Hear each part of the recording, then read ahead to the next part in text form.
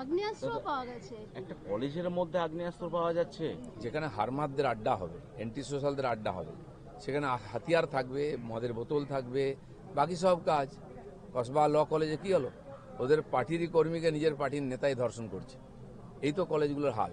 একটা দুটো প্রকাশ্যে এসে গেছে বলে আপনারা জানতে পেরেছেন, খবর করেছেন। প্রত্যেকটি ইউনিভার্সিটি কলেজে এই দুরবস্থা আছে, সেখানে পড়ার কোনো পরিবেশ নেই। বাবা মারা চিন্তা করতেন পাঠাবো কিনা কলেজ ইউনিভার্সিটির ছেলে মেয়েদেরকে, কি অবস্থা হবে। তাই এখান থেকে বাংলার বাইরে সব চলে যেত পড়াশোনা করতে এই পরিস্থিতির জন্য। দিলীপদা, শিয়ালদহ স্টেশনের আশপাশ থেকে দেখা গেছে গত 1 বছর গত 2 বছরে ভুরি ভুরি আগ্নেয়াস্ত্র উদ্ধার হয়েছে, এবং সুরেন্দ্রনাথ কলেজের কাছ থেকে একবার নয় একাধিকবার আগ্নেয়াস্ত্র উদ্ধার হয়েছে।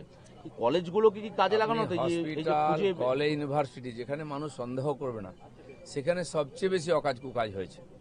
বম বন্দুক থেকে আরম্ভ করে টাকা পয়সা লুটপাট, এখানে মদ খাওয়া ফুর্তি করা, এইসব হতো, পার্টি হতো। তো আপনি ভাবুন কি পরিবেশ হয়েছে, কি অবস্থায়। এত অস্ত্রশস্ত্র আনা হয়েছিল ইলেকশন লড়ার জন্য, কিন্তু ইলেকশন কমিশন কিছুই করতে দিল না। এখন সেসব হাতিয়ারপত্র তো আছেই, যেখানে সেখানে ছাপ্পা মারলে বেরোবে।